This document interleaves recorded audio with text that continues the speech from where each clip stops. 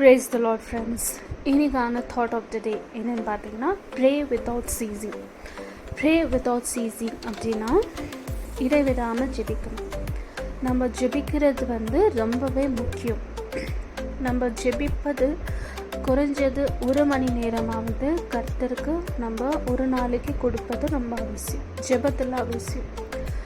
நம்மளுடைய மாம்சம் வாழுகிறதுக்கு அன்றாட உணவும் தண்ணீரும் காற்றோ தேவை போல், நம்ம ஆத்மா வாழ்வதற்கு அன்றாட ஜெபம், ஆவியில் நிரப்பப்படுதல், அபிஷேகம், பாடல், ஆராதனை, this is all basic needs for a soul to live healthy. நம்ம ஆத்மா சுகமாய் வாழணும்னா நம்மளுக்கு செய்ய வேண்டிய, நம்ம ஆத்மா வாழ்ந்துச்சுனாவே நம்ம வாழ்வோம். நம்ம அதிகமாக மாம்சத்துக்கு இம்பார்ட்டன்ஸ் கொடுக்குறோம், ஆனால் ஆக்சுவலாக நம்ம அதிகமாக நம்ம ஆத்மாவுக்கு தான் இம்பார்ட்டன்ஸ் கொடுக்கணும். நம்ம ஏன்னா கர்த்தருடைய வார்த்தை சொல்லுகிறது, உன் ஆத்மா வாழ்வது போல் நீ எல்லாவற்றையும் வாழ்ந்து சுகமாக இரு. ஸோ நம்ம ஆத்மாவை வாழ வைக்கணும்.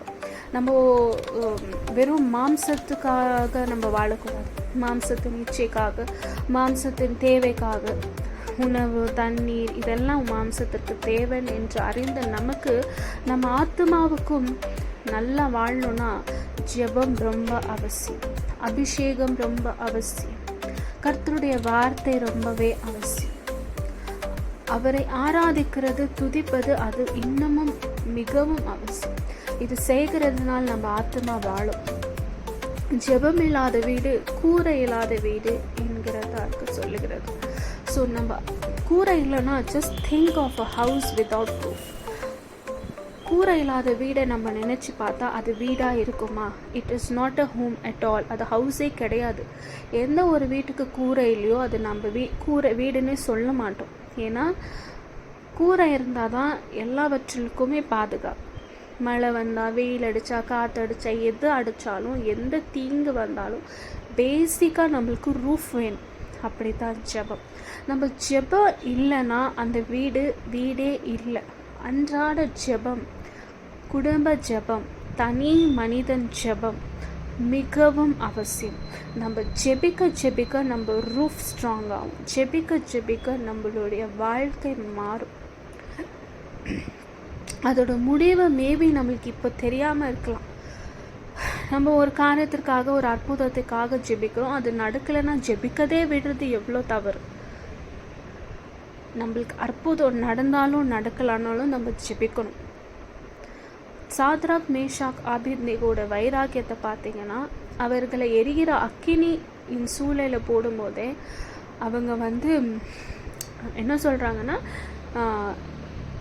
எங்கள் தேவன் எங்களை தப்புவிச்சாலும் தப்புவிக்காமல் போனாலும் நாங்கள் அவரையே ஆராதிப்போம். காரணம் அவர் தான் ஜீவனுள்ள தேவன். ஸோ ஆண்டவர் நம்மளுக்கு அற்புதம் செஞ்சாலும் செய்யாமல் போனாலும் நம்ம ஜெபிப்பது மிகவும் அவசியம். நம்ம வாழணும், நம்ம சுகித்திருக்கிறோம், நம்ம ஆத்மா வாழணும்னா நம்ம அன்றாட ஜெபிப்பது அவசியம். சில பேர் பார்த்தீங்கன்னா 5 நிமிஷம் ஜெபிப்பாங்க, சில பேர் 15 நிமிஷம் ஜெபிப்பாங்க, இல்லை சில பேர் 30 நிமிஷம் ஜெபிப்பாங்க, இல்லை 45 நிமிஷம்.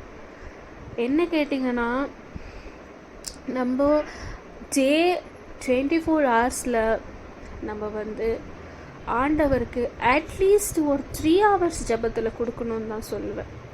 பட் நாட் பாசிபிள் என்கிற சூழ்நிலை. கர்த்தரே சொல்லுகிற வார்த்தை, குறைஞ்சது 1 மணி நேரமாவது ஏன் கூட நீங்கள் விழிச்சிருக்கக்கூடாதா அப்படி.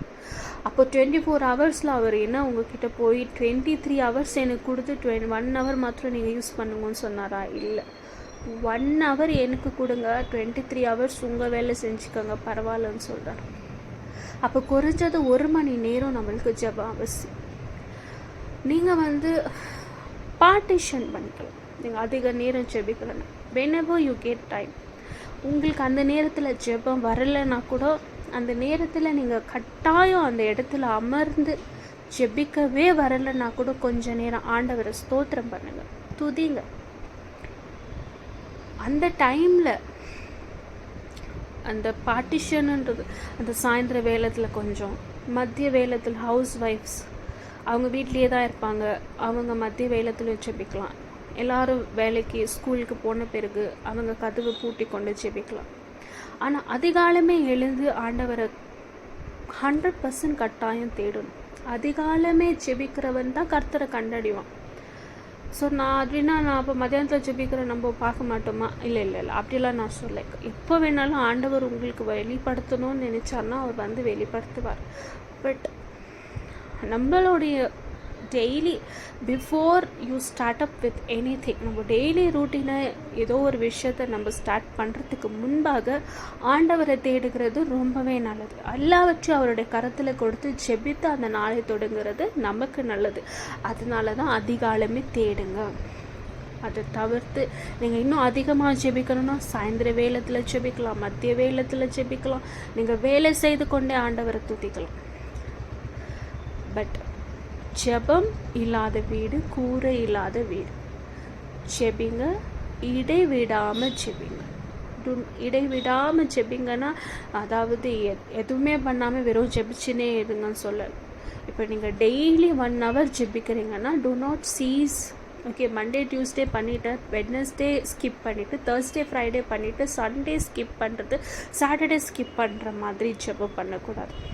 Should be consistent, continuous. நம்ம டெய்லி 3 வேளை சாப்பிட்றோம்ல, 3 வேளை தண்ணி குடிக்கிறோம் இல்லை, 4 வேளை கூட தண்ணி குடிக்கிறோம் இல்லை, இந்த இந்த இந்த ஃபங்க்ஷன் போய் அங்கே போய் இங்கே போ அங்கே வா, எல்லாமே அத்தியாவசிய காரியங்களை நம்ம செய்கிறோம். அதே போல் தான் ஜெபம். It is something very basic thing for soul to live. அப்படின்னா நம்ம ஒரு அன்றாட தேவை. அது அன்றாட தேவைன்னும் போது ஒரு மனுஷன் வாழணுன்னா எப்படி ஒரு காற்று, தண்ணி, உணவு, அவன் மனுஷன் அப்போ தான் உயிர் வாழ முடியும். அப்போ அது அவனுக்கு தேவை, அது இருந்தால் தான் அவன் உயிர் வாழ்வான். அப்படின்ற பட்சத்தில் இஃப் யூஆர் டினையிங் இட், நீங்கள் அது வந்து யூஆர் நாட் டேக்கிங் அப்னா நம்ம உயிர் வாழ முடியாது. That's how the soul is. So அன்றாட நம்மளுக்கு ஜெபம் அவசியம். என் லைஃப்பில் எல்லாமே நல்லா தான் போயிருக்குது ஜெபம் பண்ணாமல் கூட அப்படின்னு பார்த்தீங்கன்னா, அப்படின்னு நீங்கள் நினச்சி ஜெபிக்காமல் இருந்தீங்கன்னா you are the most fool. உங்கள் லைஃப் நல்லாவே போயிருந்தாலும், உங்கள் லைஃப் கீழே போயிருந்தாலும், உயர்விலும் தாழ்விலும் நம்ம ஆண்டவரை துதிக்கணும். எந்த நிலையிலும் நீங்கள் ஆண்டவரை ஆராதிக்கணும், துதிக்கணும். நல்லா இருந்தால் ஜெபம் வர மாட்டேங்குது சிஸ்டர், நல்லா இல்லைன்னா தான் வாரமாக ஜெபம் வருது நம்ம நினைக்கிறோம். நல்லா இருந்தாலும் இல்லைனாலும் நம்ம ஜெபிக்கணும். நல்லா இருந்தீங்க, உங்கள் தேவை எல்லாமே ஃபுல்ஃபில்ட் ஆகுது அப்படின்னா நீங்கள் நல்லா இல்லாதவர்களுக்காக ஜெபிங்க, தேவையோடு இருக்கிறவர்களுக்காக ஜெபிங்க, தேசத்திற்காக ஜெபிங்க, மற்றவர்களுக்காக ஜெபிங்க. அப்படின்னா நம்ம இடைவிடாமல் ஜெபிக்கணும், கர்த்தரோடு கூட கனெக்டடாக இருக்கணும். அதை தவிர்த்து உங்கள் ஆவிக்குரிய லைஃப்காக ஜெபிங்க. போகிற கிறிஸ்து அவருடைய வருகையை சந்திக்கணும் அப்படின்றதுக்காக ஜெபிங்க. அவரோடு கூட நம்ம பரலோகத்தில் இருக்கணும், நம்ம வந்து அழிந்து போகக்கூடாது, பாதாளத்திற்கு போயிடக்கூடாது, உங்கள் ஆத்மா வாழணுன்றதுக்காக ஜெபிங்க. எனக்கு ப்ரேயர் பாயிண்ட்ஸே இல்லைன்னா எவ்வளோ ப்ரேயர் பாயிண்ட்ஸ் இருக்குது, எவ்வளோ காரியத்திற்காக ஜெபிக்க நம்ம கடமைப்பட்டிருக்கிறோம். அதனால் ஜெபிக்கிறதுக்கு ப்ரேயர் பாயிண்ட்ஸ் இல்லைன்னு நீங்கள் சொல்ல முடியாது. எனக்கு எல்லாமே சாட்டிஸ்ஃபைடாக இருக்குது, எனக்கு ஜெபிக்கணும்னு எந்த தேவையும் இல்லை. தேவை இல்லைன்றது உலகத்தில் கிடையாது. நம்மளுக்கு தேவை இருந்து கொண்டே தான் இருக்கும். நம்மளுக்கு தேவையில்லைன்னா மற்றவர்களுடைய தேவைக்காக நீங்கள் கட்டாயம் ஜெபிக்கும் போது கர்த்தர் அற்புதத்தை செய்வார். ஸோ இதுதான் இன்றைக்கோட thought. Everyday pray consistently without ceasing, because prayer is the roof. A prayerless house is roofless house. அதனால ரூஃப் இல்லாத கூரை போல் இருக்காதுங்க, ரூஃபோட கூரையாயிருங்க. ஜெபத்தோடு வாழ்ந்து உங்கள் ஆத்மா வாழ்கிறது போல் நீங்களும் எல்லாவற்றையுமே வாழ்ந்து சுகமாக இருங்கன்னு உங்களை எல்லாரையும் என்னையும் சேர்த்து நான் வாழ்த்துக்கிறேன். ஆமீன். தேங்க்யூ.